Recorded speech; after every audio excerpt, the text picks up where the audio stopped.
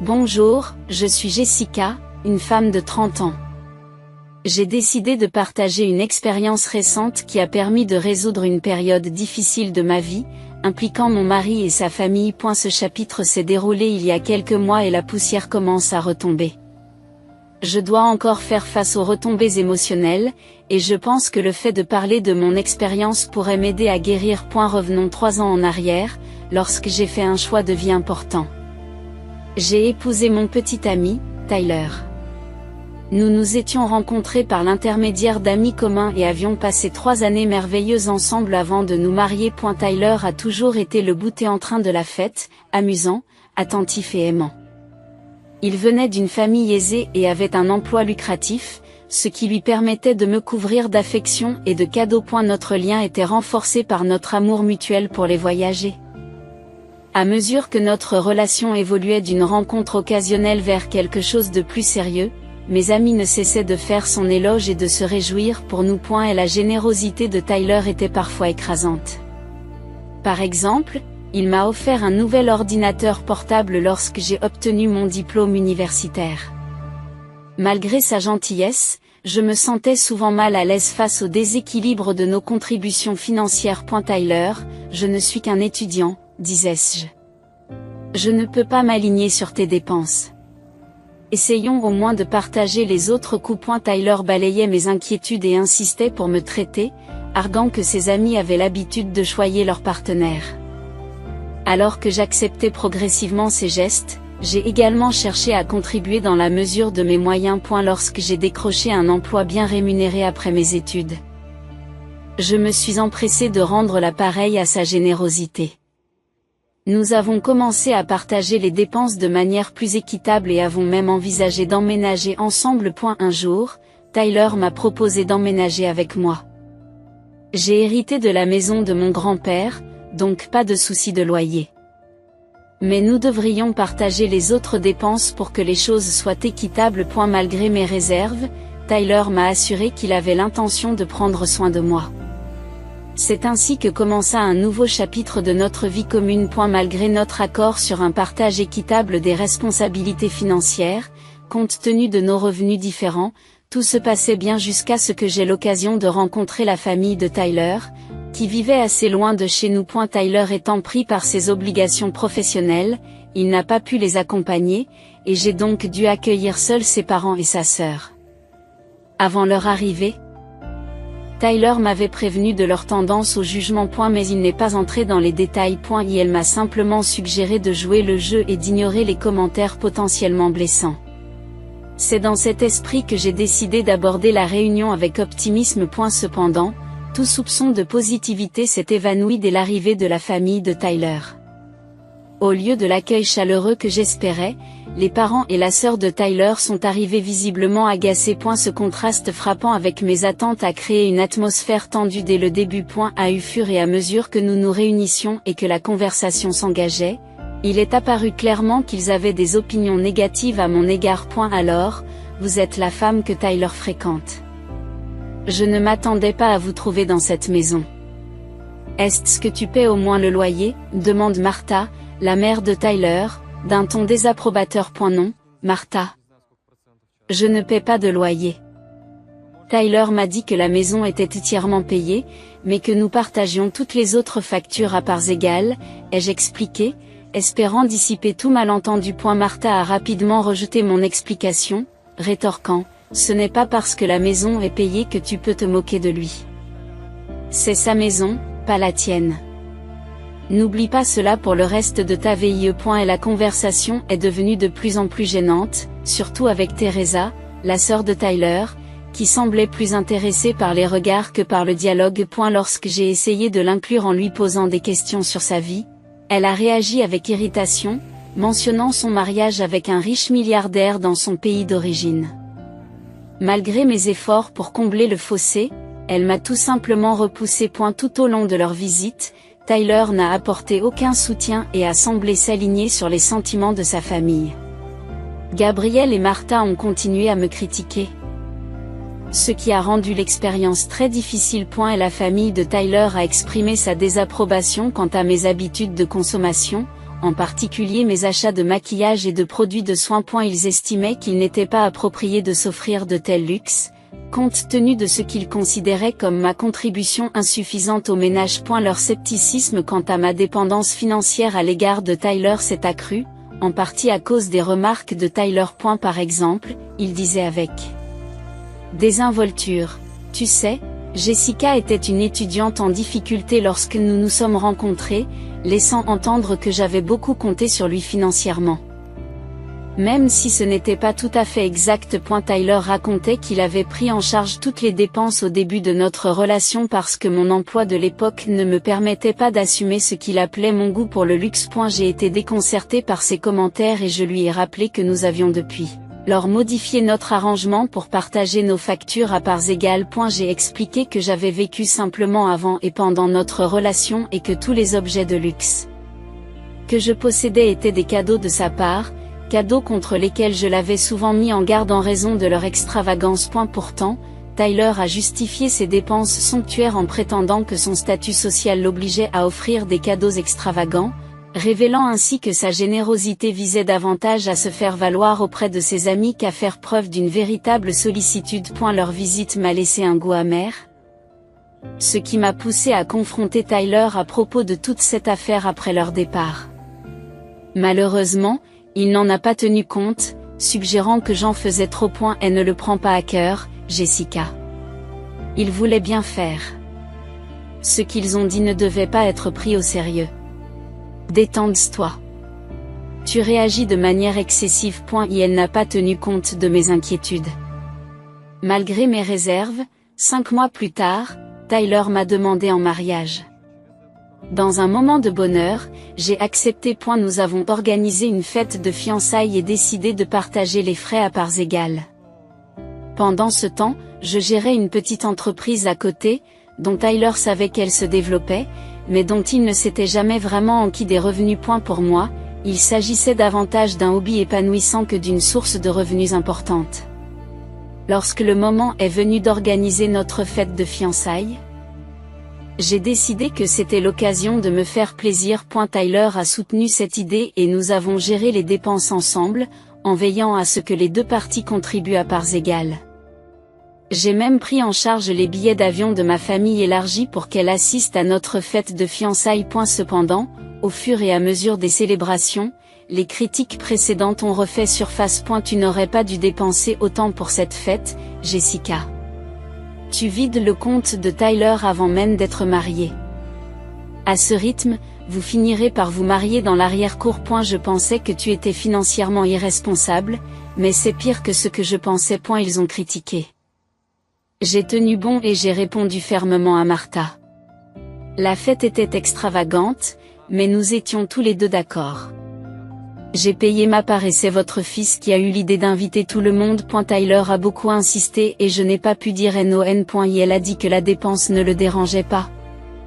Mais les critiques se sont poursuivies, Martha m'accusant de manipuler Tyler pour qu'il dépense plus qu'il ne le devrait. Teresa est également intervenue, affirmant qu'elle savait quel genre de personne j'étais et que j'aurais dû être plus prévenante. Frustrée et ayant besoin d'une pause, je me suis excusée et j'ai trouvé un moment de paix sur la pelouse de l'établissement.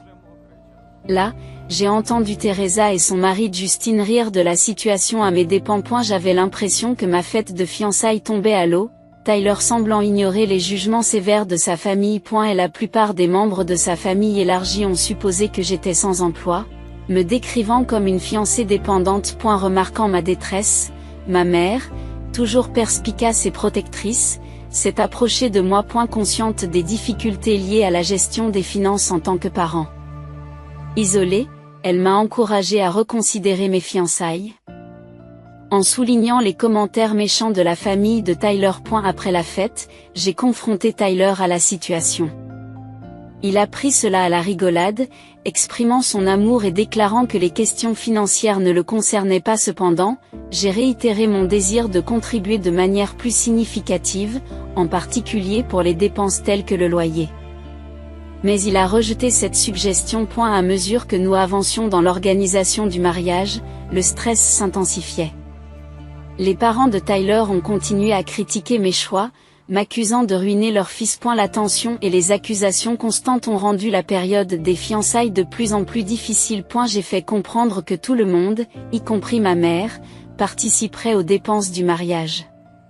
Cependant, Martha m'a vivement accusé de profiter de son fils et a suggéré que nous avions pour mission de vider son compte en banque. Au milieu de ces accusations, ma belle famille m'a injustement qualifiée de chercheuse d'or. Je me suis adressé calmement à Gabriel pour apaiser ses inquiétudes. Gabriel, je ne te demande aucune aide financière. Je veux juste m'assurer que tu comprends que nous sommes tout à fait capables de financer le mariage nous-mêmes. Malgré mes explications, Teresa n'a pas retenu ses critiques sur le coût de ma robe et de mon maquillage le jour du mariage, alors que j'avais précisé que ces dépenses étaient couvertes par ma mère. Et la cérémonie elle-même s'est déroulée sans problème. Mais lors de la réception, Marthe et Gabriel n'ont pas manqué l'occasion de critiquer mes habitudes de consommation, m'accusant d'exploiter financièrement leur fils. Malgré la dureté de leurs propos, j'ai choisi de garder le silence pour éviter tout conflit susceptible de gâcher notre journée spéciale. Quelques mois plus tard, Tyler a fêté une importante promotion au travail.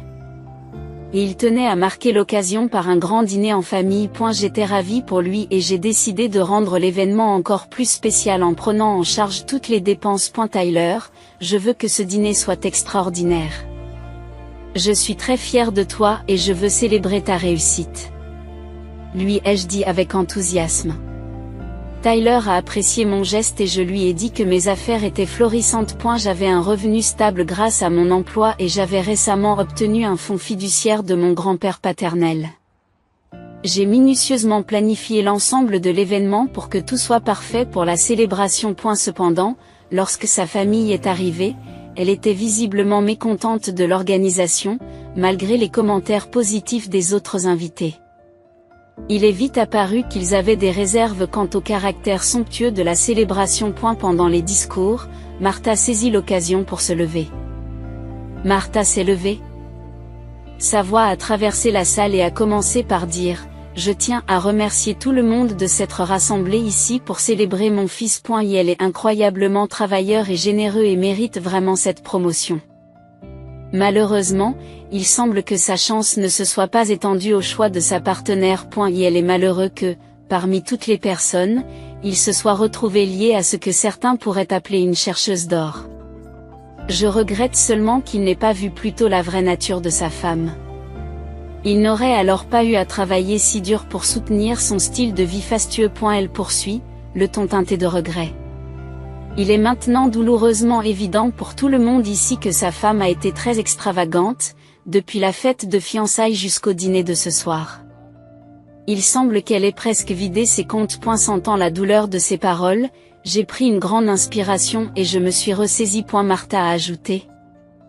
Heureusement que nous avons fait signer à Jessica un contrat prénuptial avant le mariage. Au moins, certains de ses biens sont protégés. Elle soupire, apparemment soulagée, exprimant que c'est une bonne chose que son fils ait épousé quelqu'un qui pouvait au moins maintenir l'image d'une femme trophée. Tyler est d'accord avec sa mère, je ne peux même plus me permettre de dépenser de l'argent pour moi. Il ne me reste plus rien. Et elle a déploré le fait que m'avoir épousé était une erreur, comparant mon comportement à ce qu'il imaginait être la réaction d'une autre personne dans une situation similaire. Choquée et frustrée par la scène qui se déroulait, j'ai finalement pris la parole. Pensais-tu vraiment que je suis une chercheuse d'or? La réponse de Tyler a été tranchante. Ton mode de vie est très préjudiciable à mon compte en banque. Me sentant blessée mais déterminée à dissiper les malentendus, j'ai décidé d'affronter directement les accusations. Puisque vous me considérez comme un chercheur d'or, laissez-moi vous montrer mon solde bancaire. Peut-être que cela clarifiera les choses. J'ai déclaré à toutes les personnes présentes que je révélais mon indépendance financière. La salle est tombée dans l'incrédulité. Au milieu des accusations enflammées, Martha demanda avec insistance « As-tu volé l'argent de mon fils ?» Ce à quoi Tyler ajouta, soupçonneux, qu'elle avait dû te le prendre. Frustré mais calme, j'ai répondu que je n'avais pas besoin de voler l'argent de votre fils. Tout cela est le fruit de mes efforts. De plus, j'ai récemment accédé à un fonds fiduciaire laissé par mon grand-père. J'avais l'intention de l'utiliser pour acheter une plus grande maison et surprendre Tyler, mais étant donné les circonstances actuelles, cela semble peu probable. Malgré ma tentative de clarifier la situation, Tyler, semblant ignorer la tension, suggéra que nous pouvions toujours acheter la maison. Ce sera un merveilleux cadeau. Cependant, je suis resté ferme dans ma résolution, exprimant mon refus d'accepter un tel cadeau dans les conditions actuelles. Ce n'est pas possible. Votre famille m'insulte depuis trop longtemps et vous n'avez jamais pris ma défense. Au contraire, vous avez laissé se répandre ces idées fausses sur la façon dont je suis censé utiliser votre argent. J'ai affirmé, ma frustration étant évidente. Tyler a tenté de minimiser la situation en prétendant que je réagissais de manière excessive, mais j'ai tenu bon. Non, je ne réagis pas de manière excessive. Tout le monde ici sait comment ta famille m'appelle. Ils étaient là quand tu les as laissés m'insulter pendant notre fête de fiançailles. Sous l'effet de l'accumulation des manques de respect et des humiliations au fil des ans, j'ai atteint un point de rupture. Je ne pouvais plus tolérer cet environnement toxique et j'ai dit sévèrement à Tyler que je voulais divorcer. Alors qu'il tentait de plaider et d'expliquer, ma mère est intervenue, lui conseillant de garder le silence. Tu n'as jamais défendu ma fille pendant toutes ces années.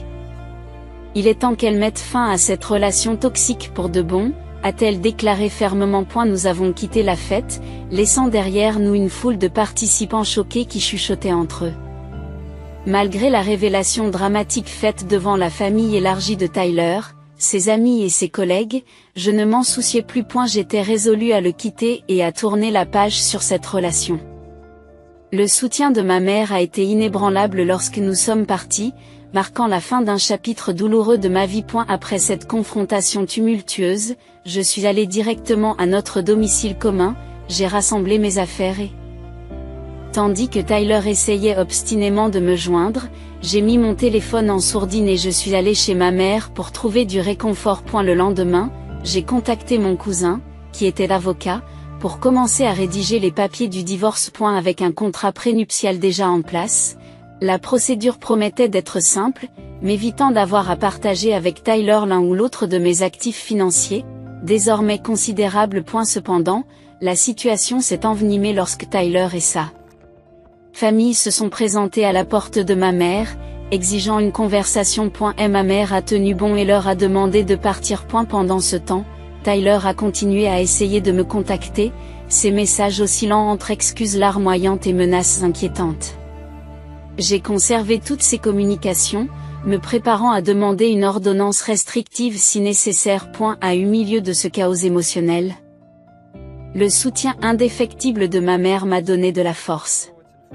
Tyler a même tenté de me confronter à mon bureau, mais ayant informé la sécurité à l'avance, ils l'ont rapidement escorté à l'extérieur. C'est alors que j'ai décidé de quitter mon emploi bien rémunéré.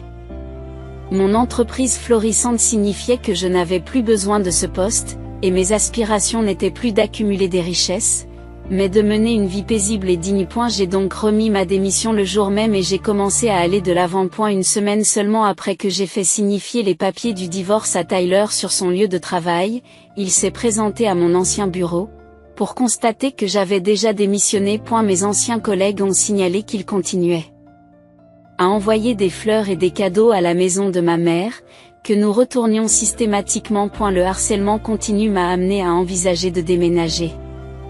Avec les encouragements de ma mère, j'ai trouvé une maison idéale dans l'état voisin, ce qui m'a permis de m'éloigner de mon ex. Alors que j'attends la finalisation de la procédure de divorce, le juge a déjà facilité le déroulement de la procédure, grâce au solide contrat prénuptial. Pendant les 5 mois de notre séparation, j'ai pris le temps de me ressaisir et de me préparer à un nouveau chapitre de ma vie, libéré de l'agitation et rempli d'un espoir renouvelé. Je me suis rapidement installé dans ma nouvelle maison et j'ai pris la décision importante de changer de numéro pour éviter les messages incessants de Tyler et de sa famille. J'ai appris par la rumeur que la vie de Tyler était en train de s'effondrer.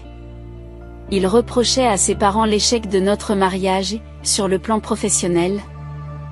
Il était confronté à un revers important. Ses collègues ont commencé à prendre leur distance et ses aînés n'ont pas apprécié la publicité négative faite à leur communauté très unie. Ses parents n'ont pas arrangé les choses en répandant des rumeurs d'infidélité. Heureusement, ces accusations sans fondement n'ont pas eu de suite. Contrairement à la spirale descendante de Tyler, ma vie a commencé à s'épanouir. Je me suis concentré sur le développement de mon entreprise et j'ai savouré ma nouvelle liberté. J'ai commencé à sortir davantage et j'ai même recommencé à fréquenter des hommes. Les insécurités passées de Tyler m'ont fait hésiter à m'engager trop rapidement. Mais j'ai gardé l'espoir qu'avec le temps, je guérirai et trouverai quelqu'un qui m'apprécie et me chérit vraiment. Bien que les actions de Tyler m'aient causé une douleur considérable, la force que j'ai acquise en surmontant ces défis m'a propulsé vers un avenir plus radieux, plein de possibilités et de découvertes de soi. J'attends avec impatience ce qui m'attend, confiante dans ma résilience et plus consciente de ce que je recherche dans mes relations et dans la vie.